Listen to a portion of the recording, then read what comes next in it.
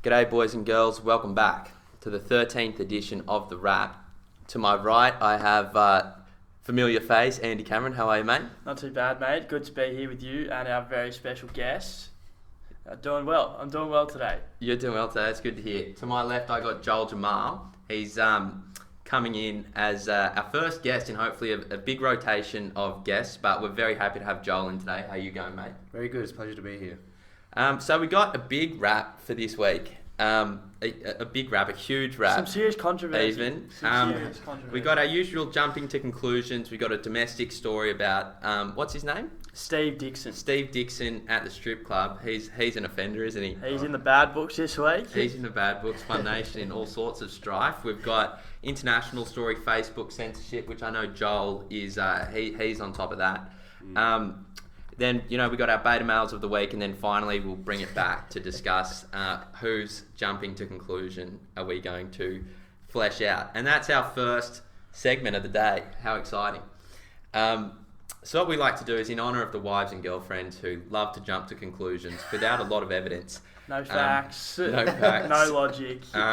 We like to jump to a conclusion. Andy and I have got ours. Joel will decide which one is the best or most interesting or one we should flesh out. I think mine's actually pretty good this week. But Andy, why don't you tell us about yours?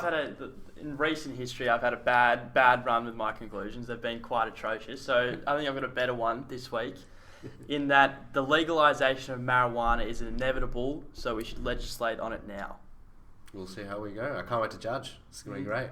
Interesting one. I would have liked to see you go a bit harder and say we should legalise it. I personally think we should. I'm not sure how you guys feel about it, but I definitely feel like we should. My conclusion is that we've seen in America some abortion legislation, like the heartbeat bill and a few other things. And I'm sympathetic to this feminist argument, which I will put forward as my conclusion, that the moment at which during the pregnancy it becomes illegal to get an abortion, I think we should also mandate compulsory child support from the father for medical bills. So if the abortion is illegal after the heartbeat, all the medical bills should have some contribution from the father after that time, the father of the child. That's my conclusion. Wow. Joel, is there one in particular you fancy fleshing out at the end? No, I'm really looking forward to thinking through yours a bit more. Both of yours. Yeah, it'll be very good. Okay. Well, we need to pick the problem is we need to pick one that we flesh out at the end, that we come back to. I love the marijuana one. Okay, marijuana. It's such a... I think it's a very hot topic. And I think it could be time. It could be coming up on time. It might be time. I'm going to... there might be a little conflict of interest in the sense that I don't have a big share portfolio, but one of my stocks is in a medical company whose primary product is medicinal marijuana. So look, I'd love to see it all legalised and get me some money. I'm glad you've disclosed that out of the interest of your viewership. Yeah, I want everyone to know that. We have our financial interests and we need to transparent. Let everyone know that we may not be fully balanced as a result of these interests, but at least we're honest about it. At least we're honest about it. Good on you. Okay, Andy, why don't you run us through the domestic story? Okay, so kicking off, our domestic story is about Steve Dixon, the former right-hand man to Pauline Hanson's One Nation, who had to resign this week as Channel 9, especially a Current Affair, obtained leaked footage from Al Jazeera to Channel 9 showcasing Dixon in a strip club in Washington, D.C., where he was engaging in some very debaucherous business, including groping one of the exotic dancers, saying some quite lewd comments, also a little bit of racism in there about Asian females. So this has led to... Bit of yellow fever from Dick Meister. No, it was a bit of reverse yellow fever. reverse yellow fever. Played that in a reverse card. But so this has led to his resignation, and also a lot of fallout from the party, in which Pauline Hanson's tried to address in interviews, including with the Current Affair and the Bolt Report. Some questions she's asking is that the events happened in September last year. It's very, very convenient that they're coming out just before 2 weeks out of an election. So why is this? And she's also saying that a lot of it has to do with the fear that One Nation has stoked in the major political parties as well as in the mainstream media. So, Joel, what are your initial thoughts on the story? Actions that should be taken? What is your stance towards it? Well, from a personal perspective, look, I come from a Christian background. I don't really like what the guy's done, but we're talking about politics here. We're talking about a separation of church and state, and we're in a situation where, what politicians do in their private life, it's none of our business. Whether that be Barnaby Joyce, whether that be Donald Trump, as long as they represent the people that on the policies that they've been voted in on, I don't see a problem. Because I think what we're looking at now is we're looking at a situation where we're not seeing that. People aren't representing, their people. And so I don't really have a problem with the fact that this footage has come out. I just think that the guy should be judged on the merits of the policies he passes, if he gets in or if he doesn't get in. That's it. Mm. Yeah, I definitely would agree in a lot of ways with that. I think that I would much rather a politician who's goes to strippers on the weekend, but's kind of honest with the people and stands up for positions he was elected for, rather than ones who don't go to the strippers but are fake when they get to Canberra. Yep. My initial reactions is that I actually don't I don't have a problem with the strip. I don't have a moral qualm about the strippers. As long as everything was consensual, the girls were there consensually, he was there, it was all above board, I don't mind. The problem in this case, particularly from a moral perspective, is that he's got a family, he's got a wife, and he's run on the campaign of being a family man. And just overall, you don't want to have that double standard between what you're trying to portray to the public and what you really are. And it is a little bit weak of the guy to go to the strip clubs instead of trying to fix up his marriage. But it is, I don't want to knock on this guy personally all day, because I'm sure there's a lot of politicians out there who are in the same boat. They just haven't had the hit piece on them from Al Jazeera and 7 News and whatever. And it is very, with these things, it's timing, it's politics, it's kind of dirty games. It doesn't take Albert Einstein to realise that One Nation's political enemies have been sitting on this footage for quite a long time. Yeah. And I think Pauline's probably right in the sense that they have majorly scared the mainstream political parties and the mainstream media. But it is what it is, and if you stick your neck out like that, you shouldn't be, if you put your hand in the fire, you're going to get burnt. So that comes with the political game, and it also comes with the fact that you should take responsibility for going to the strip club when it's probably not a good image for you as a politician. My real problem with it is the way that it just shows that the way that we know that a lot of politics going on in the background is vastly different to what the politicians on both sides of the political spectrum are with other colleagues and with their family, whatever. But to completely contradict your own campaign of being a family man, that is something that as much as it shouldn't really affect my view of him in regards to his political ideology, it does make me question his own morals and ethics, which may end up resulting in in differences in regard to his policy.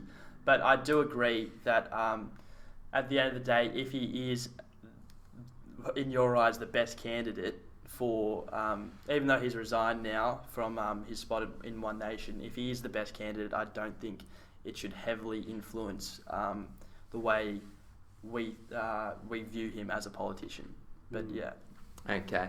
Do you know what Steve said about it? Did he make a? Yeah, he did make a public apology, pretty much saying that he did the morning after. He said text his wife, call his wife, saying that he went to the strip club, had too much to drink, and doesn't really recollect what happened. Don't like that. I don't like that. Yeah, I think you take it on the chin. Yeah. He's taking it pretty, yeah. But then again, as some people say, there's no good place to stand in a massacre. You're going to get massacred either way. Yeah, that's for sure. Well, I think that we don't want to dwell too long on this. I mean, I don't want to beat up the guy more than he already has. He's not even in the damn parliament anymore. Yeah, he's gone. So I'm pretty happy to leave Steve Dixon alone. Do you have any final thoughts on that, Joel, or do you want to move on to the Facebook censorship? Yeah, just briefly, because I think in the society, what we're seeing now, we're seeing a lot of this sort of stuff come out. I think that when we're bringing these things up to people and we're saying, you've done this, you need to apologise right now, and we're acting like the police there, I think two things are either going to happen. You're going to have a population that even if they apologise, they're just going to be absolutely massacred. Like, how can Steve Dixon ever have redemption after this? Never. He'll always be known as this sort of guy. So you either have people like that will apologise and they get massacred, they can never do politics again, or you'll be in a situation where you've got Donald Trump, who's completely unapologetic with everything. He'll lie about whatever happened with Stormy Daniels or whatever. And I like what the guy's policies are doing. But what I've done is I've separated his character from him keeping his promises to his voters. And that's why I just don't care. I don't care about what's happened with this guy in his private life, because from the policies that he's been running on, from the policies of One Nation, there's no evidence at this stage that I've seen, and I'm happy to have my mind changed on this, where he's gone against what his voters have said. He just hasn't had the opportunity yet. And I think Pauline Hanson always says it right. Voters should decide at the ballot box. And I don't think he should have resigned from the position. He should have stuck it through. If his family wasn't compromised, or if his ability campaign wasn't compromised, then I think he should have seen it through and let the voters decide. Because I think quite often you'll find that the voters will be not as affected as you'd think they would. But a lot of people on the left, their outrage makes it seem like, oh, this thing is huge. Like, you have to resign. You have to resign. It's like, no, you're not voting for me. It's the people I'm representing, and I think that shows the strength of a true leader. And So you like the Barnaby Joyce approach? Look, again, it's basically the exact same thing. Yeah, I don't like what happened with him. I don't like how the relationship, how it started with the staffer, and I don't know all the details, but it goes back to the same thing. I don't think it matters as long as he's keeping his promises that he was elected on. Yeah, and that's it. For sure. I'm definitely in total agreement with you there, Joel. I think we would all benefit if we, if we accept the idea that politicians are actually real people. They're not like, they're not actually like these artificial, come out of a computer, clean, spick and span people. Yeah. And we start expecting a little bit less from them in their personal lives, but a little bit more from them in terms of their policy contributions. I think we'd actually get a lot more stuff done. Yeah, we'd probably have a lot better people in politics. And because, but then again, it comes with the territory. If you want to be, in charge of a whole country, and you got a whole lot of people who don't want you to be, and they want to be in charge of the country, it's going to be a dirty game. Yeah, absolutely. And I wish it would be a bit more less, wholesome. a bit more wholesome. But that's kind of what they sign up for in a sense. But I like that, Joel. We've got the international story. I'm gonna have to do this off Andy's laptop because mine isn't quite working. We had a few technical issues which we've worked through. But the international story is the new wave of tech censorship which has happened in the last week. So on Thursday, Facebook announced it had permanently banned users, including leader of the Nation of Islam, Louis Farrakhan, for anti-Semitism, along with right-wing figures Milo Yiannopoulos, Laura Loomer, Alex Jones. So they've had all their personal accounts removed as well as fan accounts. And it includes Instagram, right, because Facebook owns Instagram. And the reason why is because Facebook have said these people are dangerous. Now, Alex Jones and InfoWars had previously been banned from Facebook in August 2018, but maintained a presence on Instagram. And on Thursday, Jones and InfoWars will be barred from Instagram as well. So this is what Facebook said. We've always banned individuals or organisations that promote or engage in violence and hate, regardless of ideology, a Facebook spokesperson said in a statement. The process for evaluating potential violators is extensive, and it is what led us to our decision to remove these accounts today. So you can't even share InfoWars content right now on these platforms unless you simultaneously denounce it. Some interesting reactions I'd like to go through before we throw it to Joel. Snoop Dogg has encouraged all his 32 million followers to flood Facebook and Instagram with videos of Louis Farrakhan, Nation of Islam, trying to support some free speech there. Donald Trump said, "I'm continuing to monitor the censorship of American citizens on social media platforms. This is United States of America, and we have what's known as freedom of speech. We are monitoring and watching closely." He said, in relation to Diamond and Silk, the wonderful Diamond and Silk have been treated so horribly by Facebook. They work so hard for what has been done to them is very sad. We're looking into this. It's getting worse and worse for conservatives on social media. Now, Diamond and Silk, who are two prominent Trump supporters, have had like their reach blocked. They're being like, there's used like a whole lot of algorithms which are used by Facebook to stop their reach. Donald Trump Jr. said the purposeful and calculated silencing of conservatives by Facebook and the rest of the big tech monopoly men should terrify everyone. It appears they're taking censorship campaign to the next level. Ask yourself how long before they come to purge you. We must fight back. Donald Trump then finally said a couple of days ago, so surprised to see conservative thinkers like James Woods banned from Twitter and Paul Watson banned from Facebook. What's one more thing that's interesting to note is that Hamas, Hezbollah, and PLFP, which stands for the Popular Front for the Liberation of Palestine, still have their own fan pages on FB, withstanding the fact that they are terrorist organisations, but apparently are not hateful enough for Facebook to get their pages taken down. The last interesting point is that these all happened like in one kind of fell swoop. It wasn't like someone did something in particular one day and they were individually banned. This was like a coordinated effort by Facebook and some other big tech giants to silence a whole bunch of people in one go. So Joel, what's your reaction to this particular wave of censorship and more generally the censorship which is going on by the big tech platforms? Look, it's absolutely disgusting. The solution, if you remember one thing, the solution to hate speech is not less speech, it's more speech. Because if I don't know what someone stands for, then how do I tackle it? How am I prepared for it? More people will be deceived by it.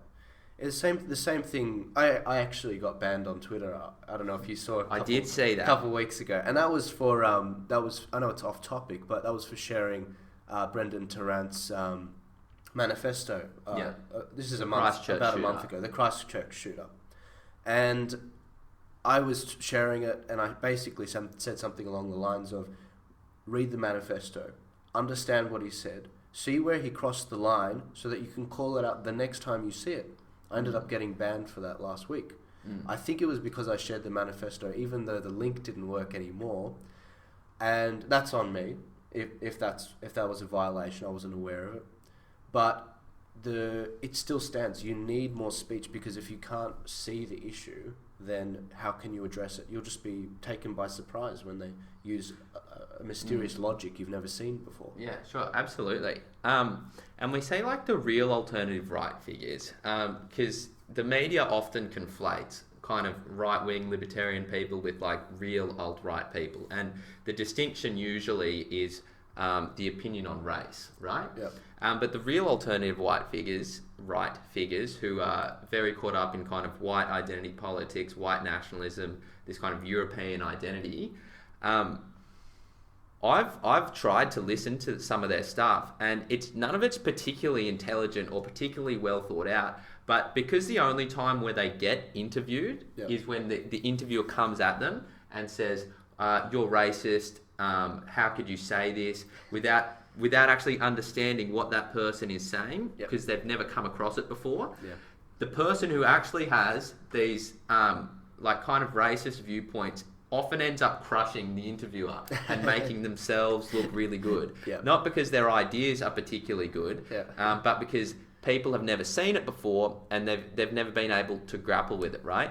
And this is kind of off topic as well, but you hear a lot of talk today, particularly in America, around Donald Trump, about like Trump's like Hitler. He's like racist. He's Yeah. like Hitler, right? Yeah. And most reasonable people can kind of brush this off as you know, the white noise that it is. But like, it has got me thinking in the sense that because we spend so much time just on kind of like that surface level analysis, Hitler's a monster, Hitler's bad, we don't actually spend a lot of time understanding why Hitler thought the Jews were so bad, right? Now, some people would say that just kind of having those ideas out there is hate speech and we should take them down. Now, I don't think that's true.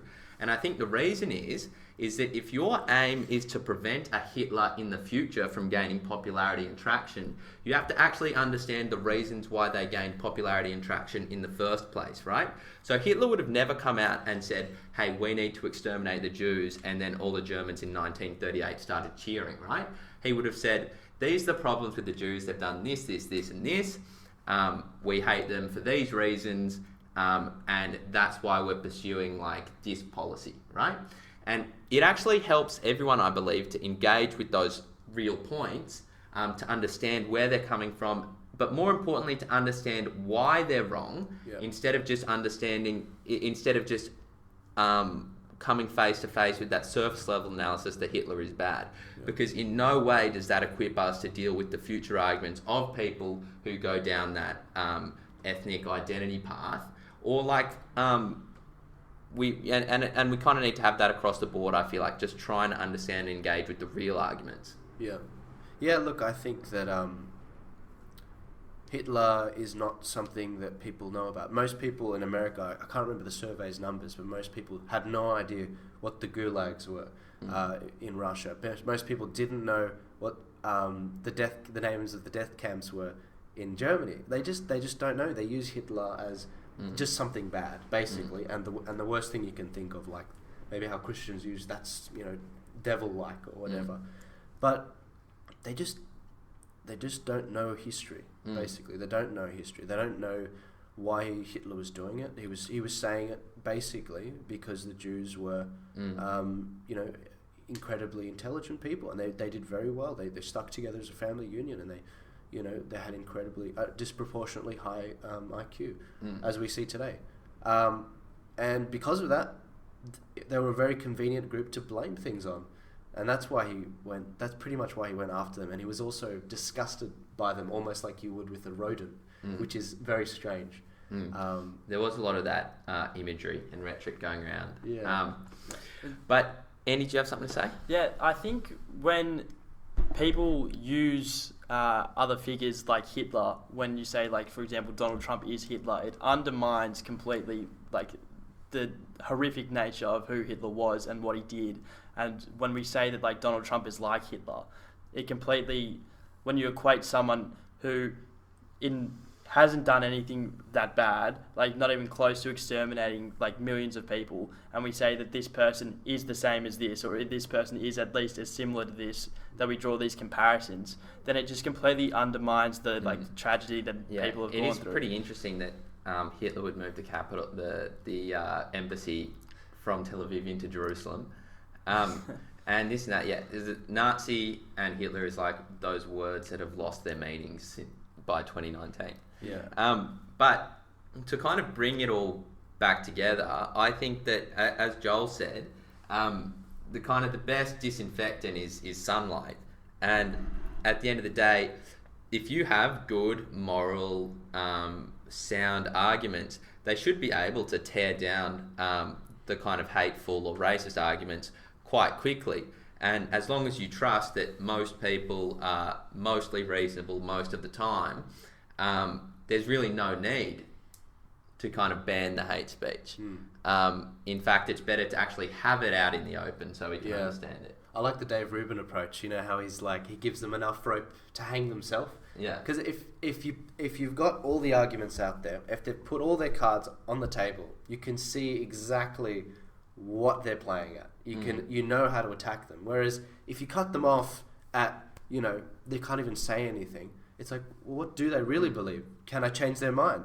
Can I stop other people from having those beliefs? And it kind of gives them a bit of legitimacy as well, in the sense that if the government is like banning your stuff, or a platform is banning your stuff, it makes people interested in what you have to say.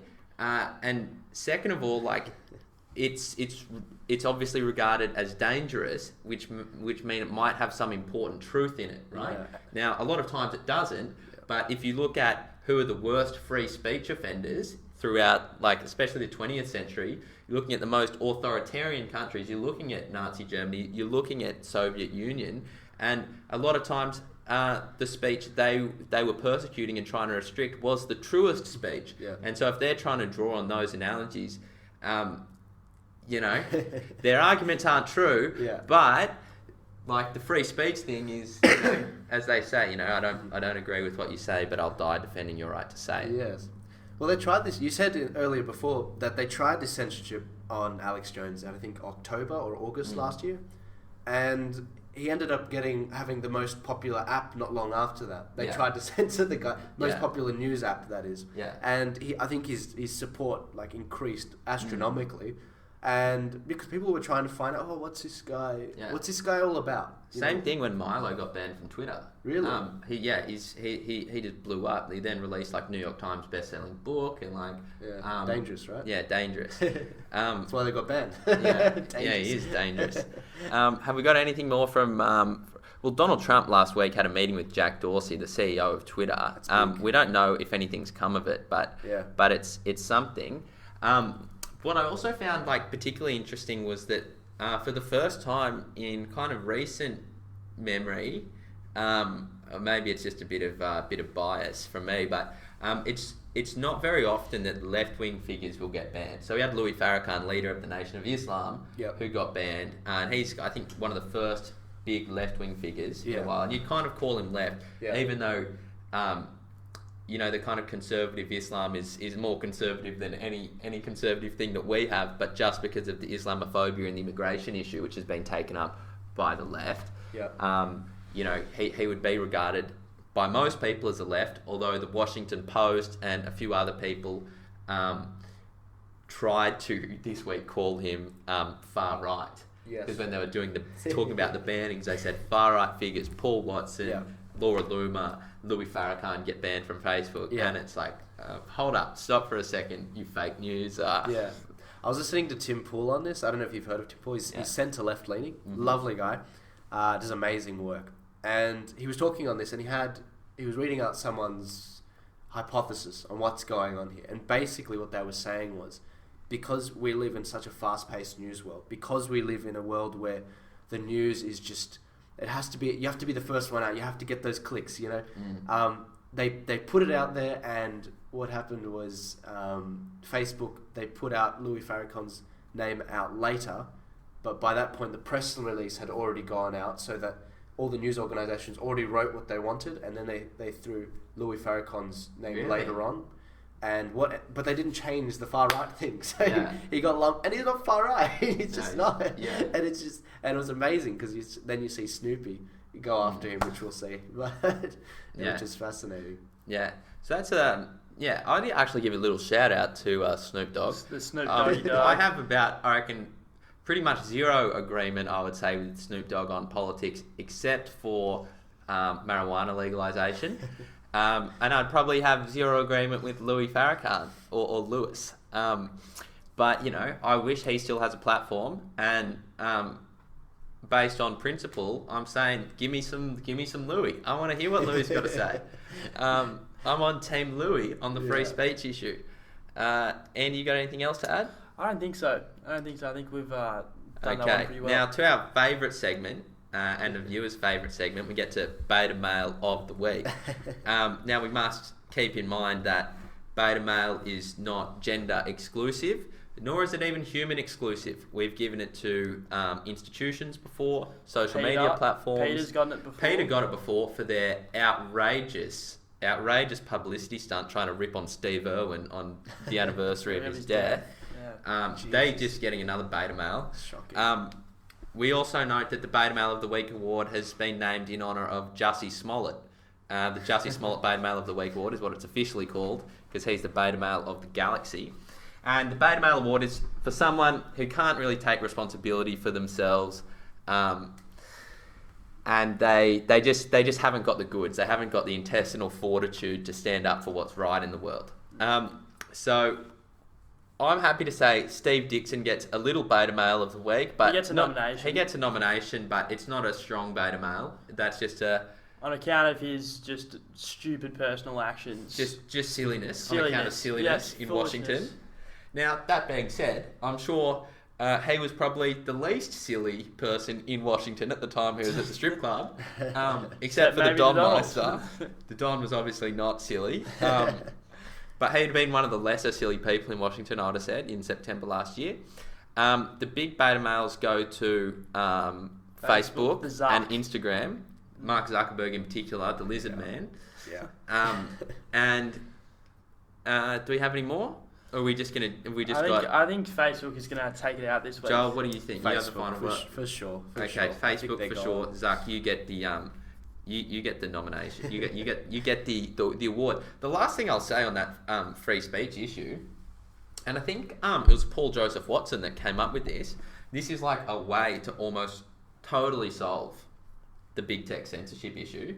Would be for like any other kind of social media platform that's not Facebook, Instagram, Twitter. Like if Trump just picked a new one and made a deal with that and said that platform won't ban anyone. Yeah. And Trump then said, okay, I'm going to publish one tweet a day on this new platform. That would basically force everyone else to sign up to this platform to see what he's got to say. Yeah. And would facilitate this slow exodus out of these kind of Silicon Valley tech companies onto like a new one, which is which would be politically neutral, hopefully. What do you think about that? I wish it was that simple. I don't think that's a solution. There have been a lot of corporations that have been trying to compete, and they haven't been successful. What's ended up happening is they can't get funding. The banks don't want to fund it because they don't want to be associated with it. PayPal might pull out, or there's all these issues. What I think would be a better solution which would solve all of them, so everyone can stay wherever they want. Because I think that would be artificial growth if he were to do that. Because I don't think you could rely on that forever. I think that there should be a Bill of Rights, an Internet Bill of Rights, and it should be signed on. It should be something that Donald Trump should run on in his 2020 election campaign. And I think that should solve a lot of these issues. Because if you just base it on the American Constitution, not inciting violence through speech, inciting violence to harm people, like physically, then I think that would generally solve these issues. Because these platforms, they were fine not too long ago. It's possible, but they got interests with corporations because they've got funding and advertising now, and it just got a bit complicated. So I think we need to go back to the founding of this. I understand where you're coming from. I think my natural reaction is that if the government starts to regulate Facebook, Twitter, it's going to go downhill pretty quickly. I also feel like that as private companies, they should have the ability to choose who's and who's not on that platform, and we kind of deal with the consequences, see where the chips fall, and we can criticise it. And I feel like I would hope, like the natural capitalist in me would hope that the best solution is just another firm to come up and do it better. Yep. And that's why it would. But you're right. It would be very hard to kick it off the ground, and that's why maybe the only person who could would be for Donald Trump to use the platform.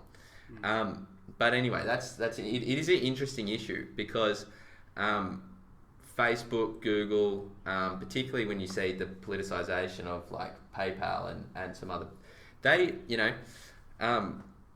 that's providing kind of the biggest challenge to my kind of small government, private sector beliefs that's happened in a long time.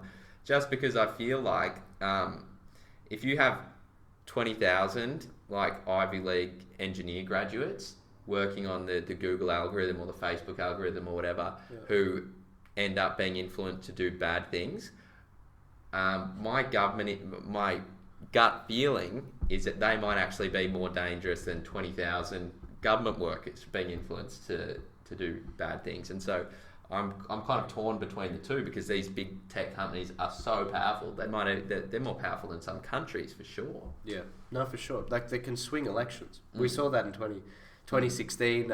And what they're doing now is they're actively playing a role in the European Union elections.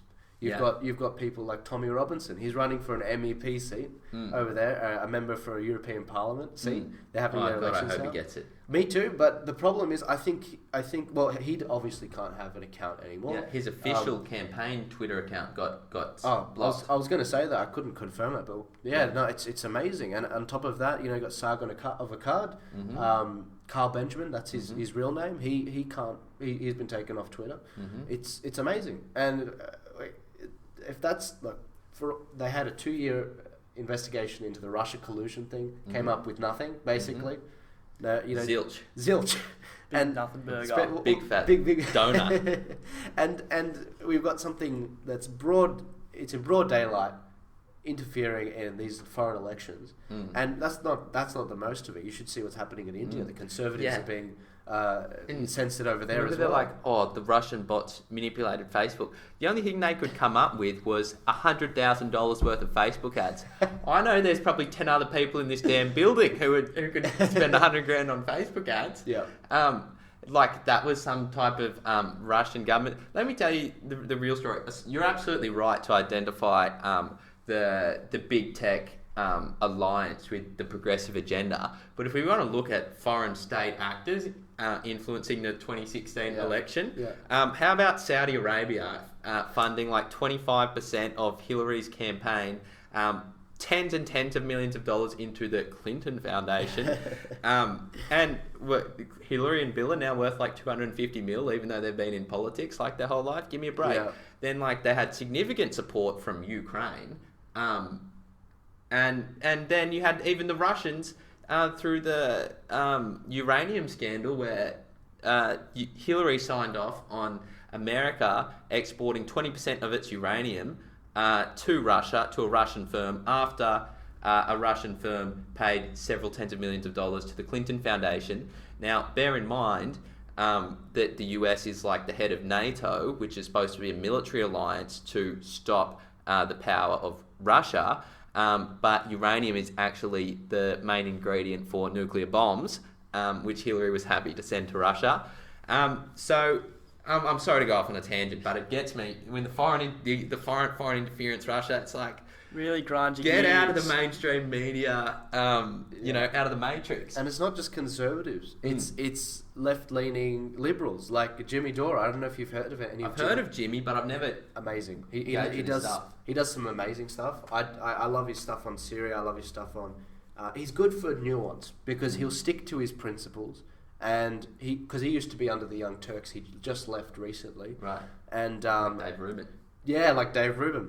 And he's really good because often he would have gone against the Young Turks on these things. And that's when there's a guy I can follow. I won't agree with him on everything. You won't with anyone. But I know that when he talks on something, he's speaking the truth from his perspective. Yeah, for sure. Well, that's good to hear because I think like there needs. I tell you what is weird. It is weird that like the rules of the game are changing in some ways where we would probably find ourselves more aligned with people who we share no policy prescriptions with than some people who we share some policy prescriptions with, just because on a much deeper level than the policies, we agree how the game should be played, right? We agree that you should listen to each other, you shouldn't ban each other from speaking, you should consider the ideas and then you should come to a conclusion.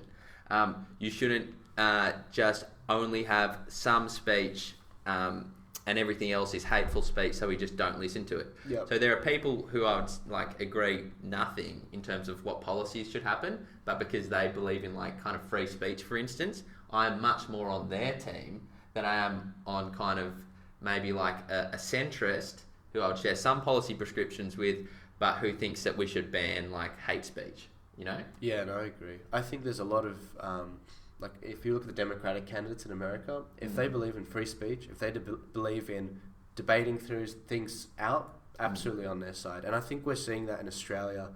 Have you guys heard of John Anderson, former Deputy Prime Minister? So he's got the Conversations with John Anderson series. That's what he's trying to do.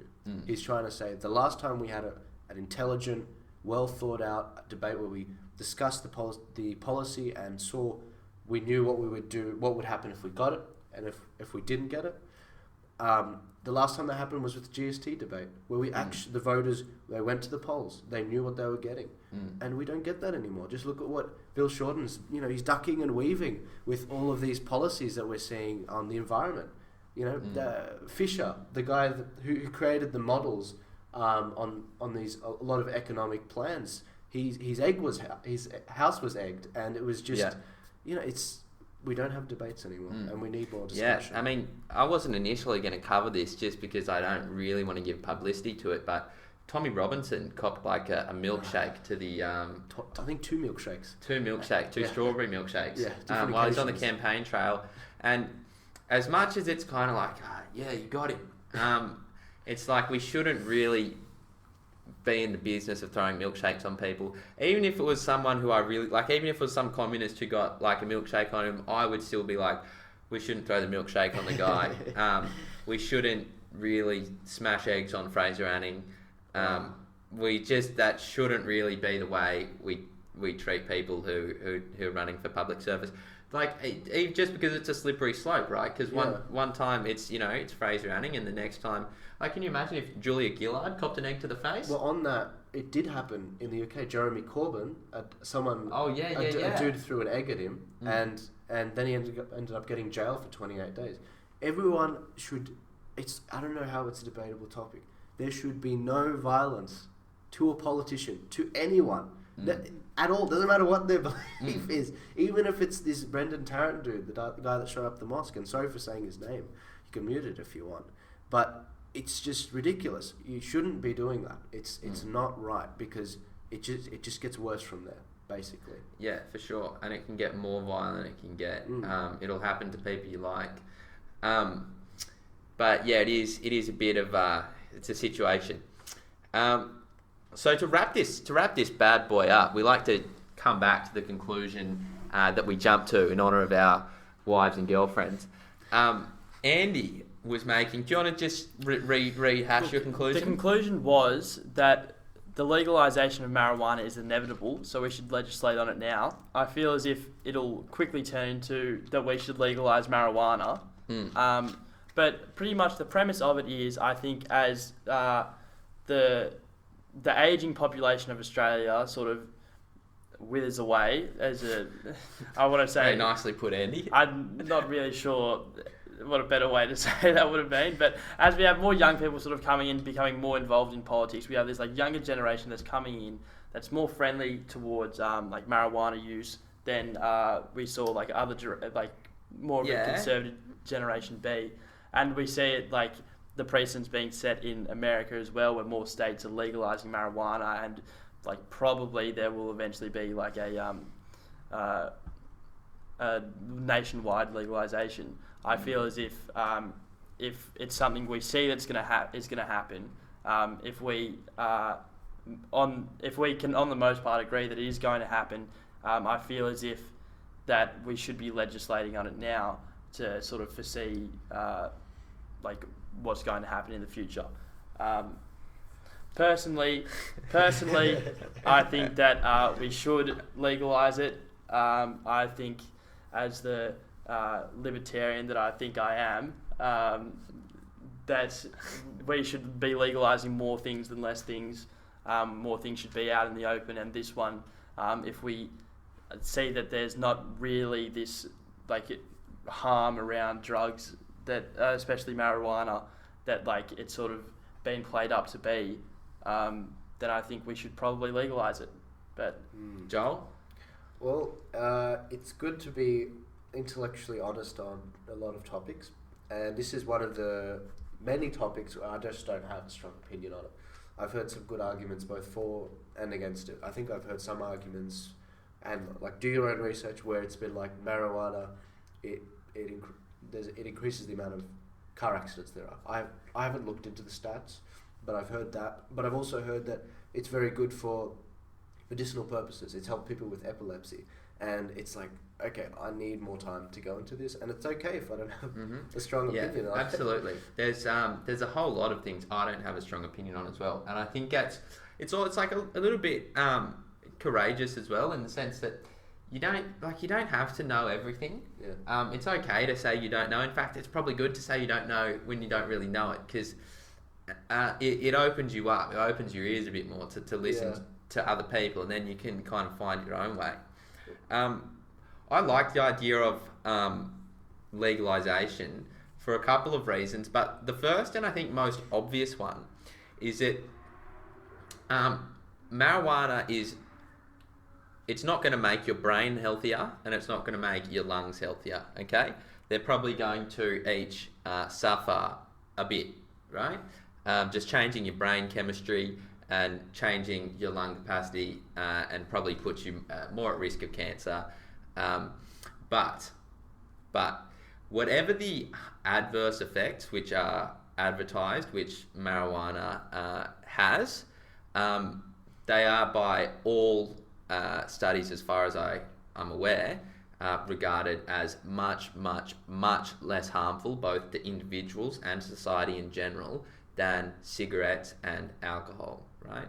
So however bad you want to knock on marijuana, if you're not then also advocating that we should ban alcohol and cigarettes, it's then hard to take you seriously, because those are both much more harmful to people personally and society in general, right?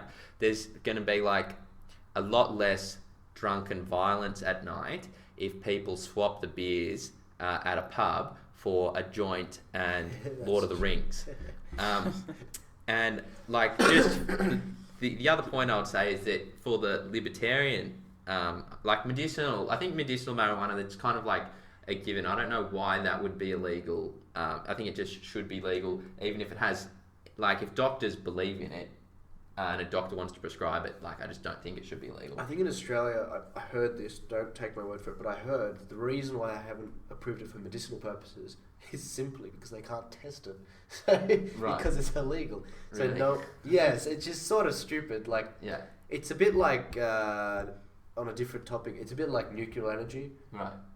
Maybe we should have it, maybe we shouldn't. We don't know, because we can't do research on it, because there was a 15-year ban put on it by the Greens. Side note, yeah. Nuclear energy. Australia has like one of the richest, I think, uranium 25%. uranium mines, Yep. and we don't use any nuclear energy, but we sell it to other countries who do. And I think, is it from like an environmental reason? Like, this is the thing, like, we talk about all the like, we shouldn't be burning like coal and stuff. It's like we export that coal anyway. The coal's getting burnt wherever it damn goes. Not only that, our coal's better. It's actually a bit less. It than is better. other The black foreign coal is better than a lot of brown coals. Yeah. Like, I go to China and electricity is so cheap, Yeah. and like many times over more cheaper than Australia. Yeah. And guess whose coal they're using? Yeah. Our coal. They're burning our coal at a fraction of the price that we are. Yeah. And it's like that coal's getting burnt either way. So either, you know. We used to have the cheapest electricity for that reason. Yeah. And it is a bit silly. But so on marijuana, I'm pro, and I think, like, although you would say, I think you're probably right in just when you say the age demographics of people would probably lead us to a likelihood of marijuana legalization sooner rather than later.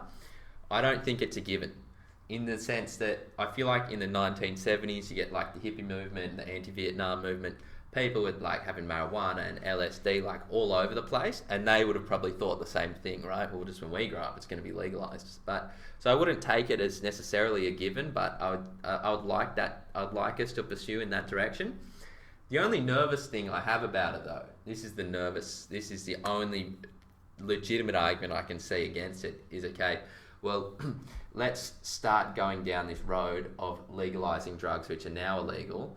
If you asked me, would I like to make heroin legal, I would have to think long and hard about it, but I would have no principled kind of thing to say, well, if we legalise marijuana, why wouldn't we go down and pursue the legalisation of the rest of them? And that's really, I don't have like a response to that other than to say, well, hopefully we can deal with it one issue at a time, but I don't know if that's like a good argument or not. The principle I've heard shared often it was from Ben Shapiro. He said, I'm libertarian on the issue of drugs. I think as long as it doesn't significantly impact society, like you should be able to do what you do without disturbing my life, basically. So if there is a clear link you could make, a clear correlation, technical term, with the drug and more violence or the drug and whatever, I think his stance on it is there should be some form of prohibition. But then again, I don't know, because sometimes in the past prohibition hasn't worked, like with alcohol. I have no idea, and that's why I don't really feel strongly about it, because I haven't researched it. Yeah, but I mean, like with but it is just strange how people will like trash on these other drugs but won't really bring it back to like alcohol, for instance. Because if you were to look at like car crashes, rapes, violence and assault, even drownings as well. Drownings as well. Good point. The alcohol correlation would just be off the charts. But then again, like, do you want to like have this experiment with like ice and methamphetamines? Like, I don't know. That's enough. But I would love the experiment with marijuana. And I have seen that. I have seen the marijuana driving thing. My understanding is that was actually a bit used inappropriately by conservatives, because apparently what the stats showed was that there weren't actually more car crashes overall, but the proportion of people who were high at the time of the crash increased. So it wasn't to say that people actually got worse at driving. It was just to say that because marijuana was legal and more people were smoking it, more people were high at the time of the crashes. But, I'm happy to be proven wrong. That was the argument. That, I haven't heard the full argument. Because that's interesting. Because it was Louder with Crowder who put that argument to Joe Rogan on the Joe Rogan podcast. Well, that's where I'm getting it from, actually, And I think they found when they actually pulled up the article that Crowder was referring to that it said that, marijuana's causing more crashes, but it didn't actually say there was an increase in crashes. It just said there was an increase in the proportion of people who were high at the time of the crash. They had a bit of a falling out with that sort of thing, didn't they? Well, they did a little bit. But they've made up, I think. And I think it is kind of funny that conservatives have this knee-jerk reaction against drugs. But I would also say it's kind of interesting that, like, I would say there's actually quite a lot of adults who do drugs. If you were to look at I would say especially banking sector, I would say the amount of lines that get done after a significant deal would be insane. Also, if you look at like the demographic of where drugs are taken in Sydney, it's like quite a contrast between you have like the really low socioeconomic places, and then you have places like Vaucluse that have a higher drug. Like, where do you get that from? It's from I'm sure you could look at it. I'm not sure where the exact source is, but what they go through like it's pretty chat, but like the urine and like sewage samples, and like from that they see like what's in it. And stuff like that. So I'm 99% sure. Interesting. That like we'll look that up. If Andy's right or wrong, let us know in the comments down below. So quick question: which parties are pro running off marijuana, pro marijuana? All I see is Di Natale. I don't think Labor's doing it. I don't think Liberals doing it. All I see is the Greens. I saw a good interview actually of Di Natale against Koshy. On what does Koshy do? What show? Sunrise or something, where he was arguing for marijuana legalization. Made actually very rational, logical. And Kosh just kind of had these knee-jerk reactions against him. But the marijuana thing is not as important enough to make me vote Green, but it is enough for me to say, good work, Greens. I like what you're doing. Well, give us the the pitch of the Australian Conservatives Party, because I've seen you do some of the stuff. Tell us, for people who've never heard of the Australian Conservatives before, kind of who are you, what issues are important, and what is it they're kind of trying to achieve? All right. In layman's terms, the Australian Conservatives are basically a party that started with Cory Bernardi in 2017. He had a speech where he said basically the Liberal Party, they're no longer representing the people. They have forgotten their base. They've forgotten what they stand for. The party is too big to represent all the different interests in there. And basically, I want to break away and reconnect with conservatism. And that includes more of a free market. That includes things like lower electricity, looking at nuclear, just common sense sort of policies. And it baffles me that people haven't heard about them, because what they're advocating for, I believe, is in the interest of every Australian, and most Australians would be voting on them if they knew about their policies. And it's just absolutely crazy, because they've got some amazing candidates that are running. What they do is they don't focus on the lower house, which is where the Prime Minister and you see all the debates occur. It's more in the upper house. Sorry, it's more in the Senate rather. And they've got some amazing candidates running in New South Wales, including Sophie York and Ricardo Bossi, both military people. Oh, you'll love Ricardo. He's amazing. And Sophie, she's Fantastic. barrister. But the Australian Conservatives, as soon as I saw the party, I was like, yeah, that's the party for me. I feel like they're representing me. They have a podcast. Corey has his own podcast called the Common Sense Podcast. Yeah, I've listened to it. It's pretty good, because he goes through it, and he's very. I think he's the only Australian senator, because he's a senator for South Australia. He's the only senator to have a podcast like that. It is. That's good.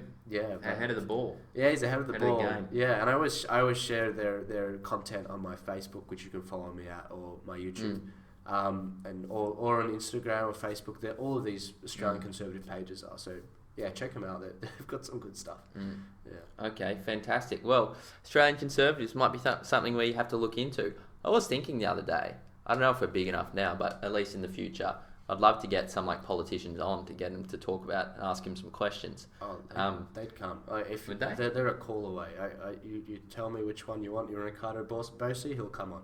You want him to talk about China? I'd love that. Yeah. I'd love that. I think that would be a lot of fun, and I think it'd be cool getting to ask some politicians some good questions, and also I think like there is definitely a desire for longer form conversations in which you can actually talk about the issues in full, right? Yeah. Because I think a lot of people are kind of frustrated that like TV and radio, the form itself is so restricted, is so restrictive of the content that they can produce. Yeah. It's like they can't sit down and talk about economics or marijuana legalization for a long enough period of time where you can actually properly consider the issues, right? Yeah. And that's why I think podcasts, YouTube, these kind of new alternative media forms, where not only can you have these longer form conversations, but it's actually much more convenient for people to access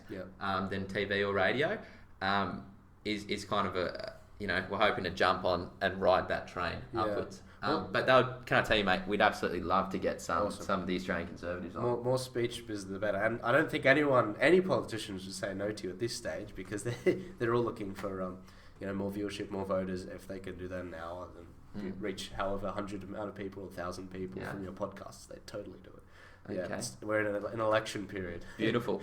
Now, before we go, I wanted to just get Joel's kind of 1 minute synopsis of Donald Trump's performance as the President of the United States over the past 2 or so years. So, Trump, he's going to go down in history as one of the most hated politicians, but the one that sort of kept his promises, which is amazing. He's the economy, the greatest growth economically. It's record low unemployment, record low women unemployment, black unemployment, Hispanic unemployment. Growth has been amazing, 3% going up on average. And but we can't forget that there is an era that's coming up, basically. The election that's coming up, because the Malaport's behind him now, the main thing he needs to look out for is the coming recession, because he hasn't been very successful at paying off the debt, basically. And looking at his record on everything, Israel, like just hearing him talk on Israel, the guy said, "I'm going to make Jerusalem the capital for Israel." He did that. So many presidents, including Obama, promised that, never did it for decades. I like what he's doing, and I hope he continues it, and I hope he gets into 2020. And I think the battle will be between him and Bernie, not him and the other Biden or Joe Biden or Kamala Harris. Yeah, definitely not Kamala Harris. She's not woke enough. Even though she's a black woman, she's not woke enough policy-wise, and her last job, I don't think it's worked out too well, because she was prosecuting and people that the left wouldn't like her prosecuting against, basically, and I think that's going to bite her in the... Okay. Fantastic.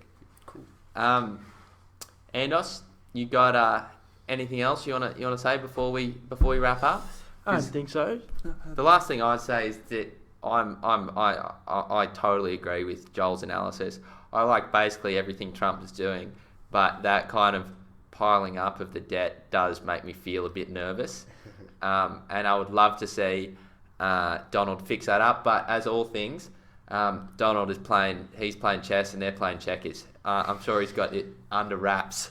And Hopefully for his own sake. as Bill Shorten said about Julia Gillard, I don't know what she said, but I'm sure it was correct. I'm sure I'll support it. I'm sure I'd support it. That's a great line. So we're going to leave you here. Thanks for sticking with us. If you want to check out Joel, can people follow you, or you want to maintain your privacy? No, I encourage it. The more discussion, the better. You can follow me at Twitter at Joel Jammal. How do you spell it? Joel, Jammal. That's basically my name for Twitter, for Facebook, nice and simple. We'll put the link in the description. For YouTube, the links will be great. Yeah. But cheers for this. Okay, no problem. It was a lot of fun. Hopefully we'll have Joel back on.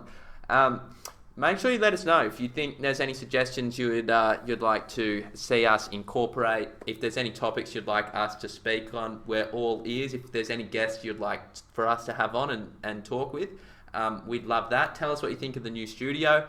Follow us on Facebook, Instagram, YouTube, all Carnage House Productions. If you want to support the podcast financially, you feel free to support us on Patreon for as little as $1 a month. At least we're honest about it. We want your money. But you don't have to give it to us. You won't be offended. Capitalism. Gotta love it. Capitalism. Well, look, it's consensual based. That's right. That's right. But anyway, thanks for sticking with us. Hopefully we'll see you next time. Bye-bye from us.